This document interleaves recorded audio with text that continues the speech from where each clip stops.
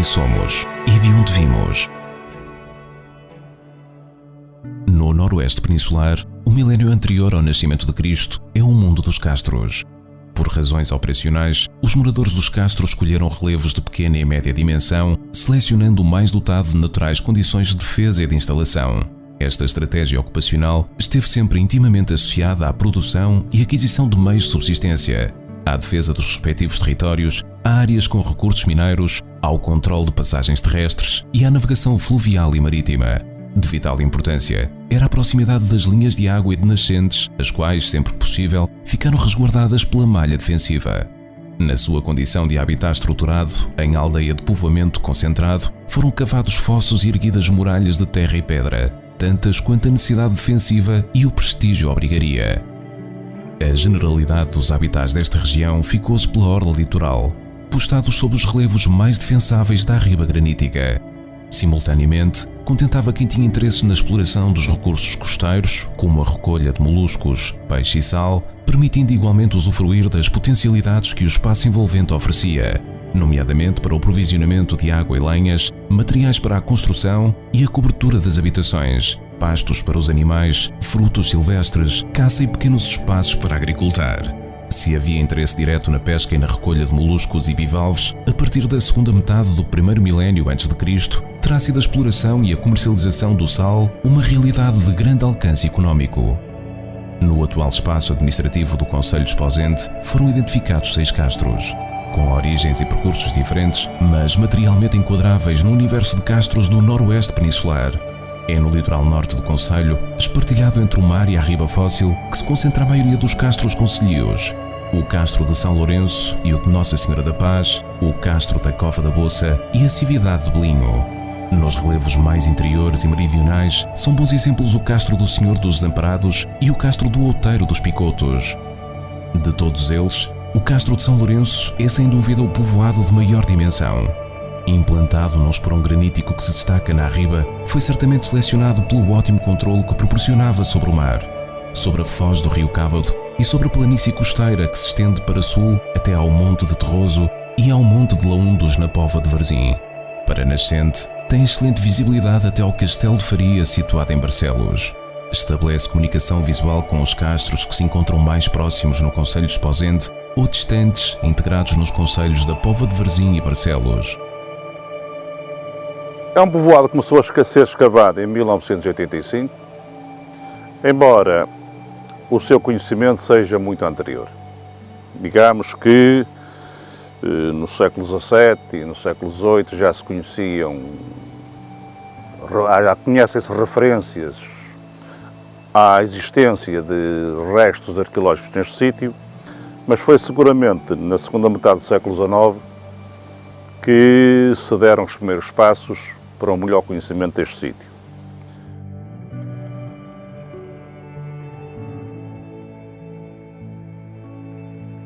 O castro de São Lourenço tem as suas raízes no bronze final, ou seja, entre o final do segundo milénio e inícios do primeiro milénio antes de Cristo. Desta fase inicial pouco se conhece, para além de um machado de bronze e alguns fragmentos de cerâmicas. São elementos escassos e incapazes de definir questões como a dimensão do povoado, a distribuição das habitações, como eram construídas ou se integrava algum sistema defensivo.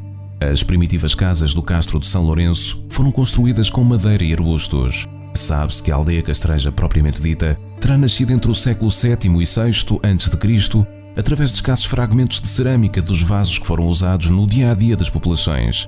Difícil de caracterizar é também o período que medeia entre o século V e o IV a.C., no qual, para além de algum espólio cerâmico, estão documentadas as primeiras casas redondas erguidas com recurso a pedra pequena unida com barro. Desta época, data um fragmento de uma crátera ática, testemunho do então estabelecimento de trocas comerciais entre comerciantes púnicos e os moradores do povoado.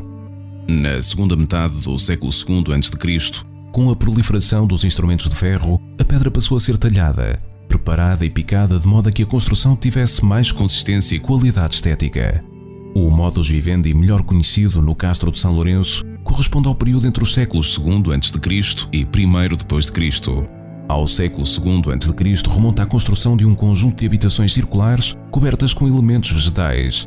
Os habitantes do castro de São Lourenço viviam da recoleção de frutos silvestres e bolotas de sobreiro e de carvalho, utilizadas na alimentação humana e de animais como os porcos. Uma das atividades principais era o pastoreio do gado uvicaprino.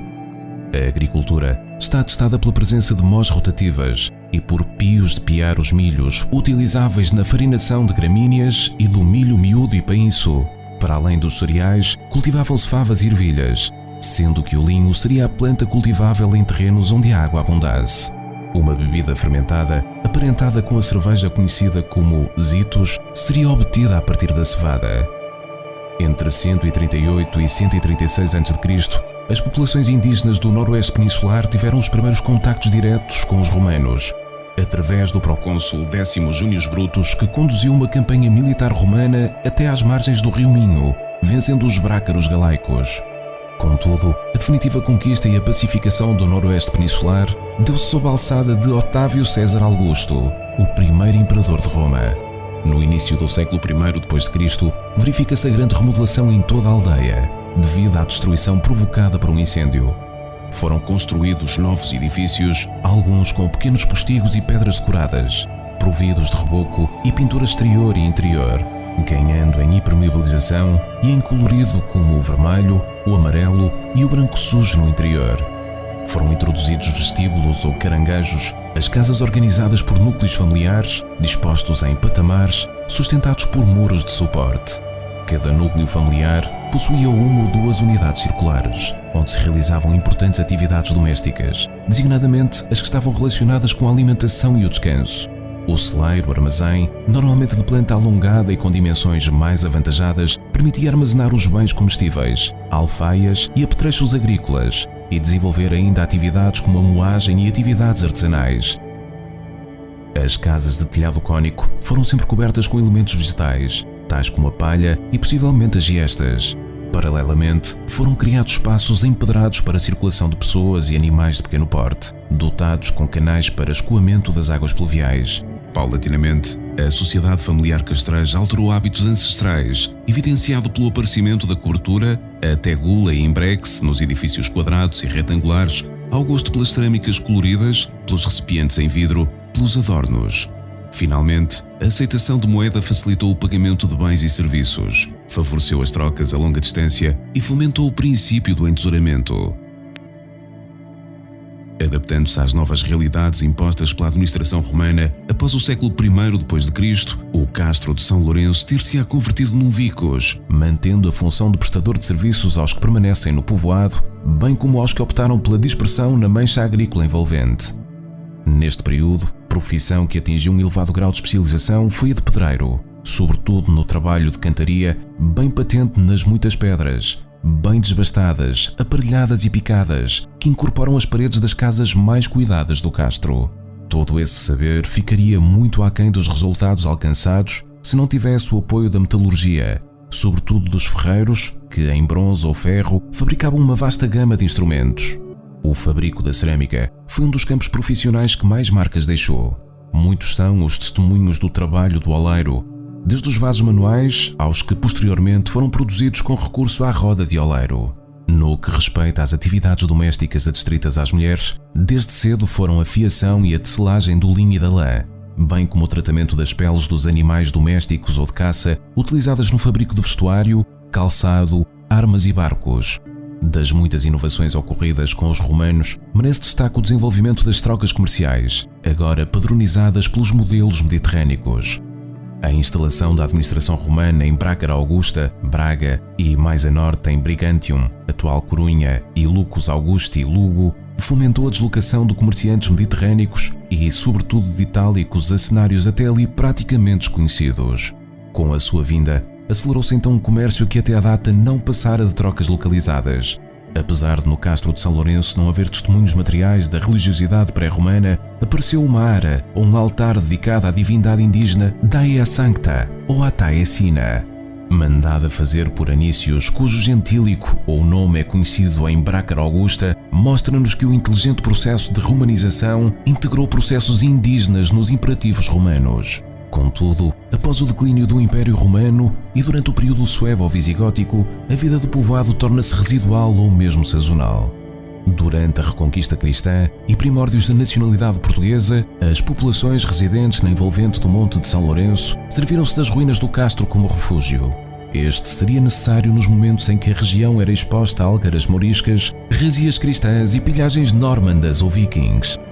O topo do monte foi então transformado em recinto, com a construção de uma muralha na vertente voltada ao mar, podendo albergar um pequeno destacamento militar com funções de vigilância e defesa. Da história deste povoado fazem também parte centenas de voluntários que desde 1985 participaram nos trabalhos arqueológicos, despojados de interesses económicos, movidos pela procura de fragmentos da nossa memória. 30 anos de intervenções arqueológicas, evidentemente que produziram muitas ruínas. Quer dizer, as ruínas já existiam, evidentemente que foram postas a descoberto. E aqui temos que dar um especial ênfase a todos aqueles que trabalharam aqui. Naturalmente que tivemos sempre o apoio incondicional da Câmara Municipal de Esposende, mas todo este trabalho só foi possível porque houve um conjunto de pessoas ligadas a universidades portuguesas, neste caso à Faculdade de Letras da Universidade do Porto, que trouxe para aqui os seus alunos, mas também contou com a colaboração de estudantes de outras universidades, entre as quais a Universidade de Coimbra, da Universidade do Minho e das universidades espanholas, nomeadamente de Santiago de Compostela. Mas também tivemos cá estudantes, quer do ensino secundário, quer da Escola Profissional do Freixo, e mesmo até de cursos profissionais, como foi o caso de alguns que se fizeram em Viana do Castelo. Portanto, foram mais de 1 milhar de pessoas que passaram por este local ao longo de 30 anos, que puseram a descoberto um vasto rol de estruturas, algumas daquelas estão aqui na nossa frente, mas que também mereceram aquilo que se chama um processo e um gradual processo de recuperação e de valorização. Vamos ser mais práticos. As ruínas por si próprias só são entendíveis por pessoas que pertencem ao meio, por arqueólogos, e mesmo até para os arqueólogos às vezes é difícil entender o emaranhado de estruturas que aparecem.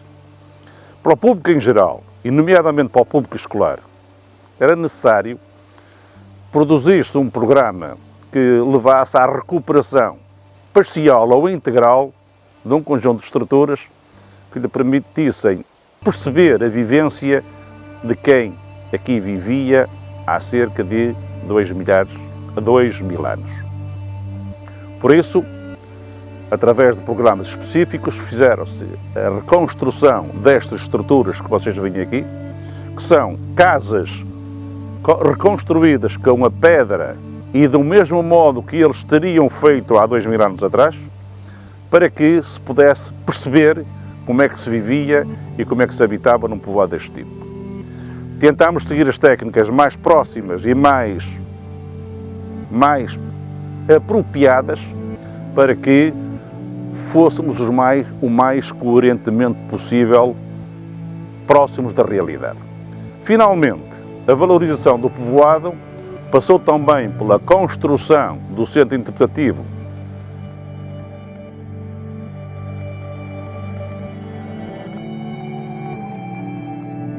O ponto de partida do Centro Interpretativo de São Lourenço é o próprio castro, articulado com os restantes elementos de identidade local.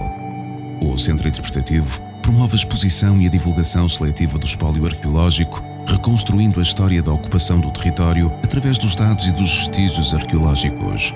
Procura veicular informações sobre o património do Monte São Lourenço, natural, cultural, tangível ou intangível, conferindo acessibilidade a toda a comunidade, dispondo de 2 áreas expositivas e de serviço educativo.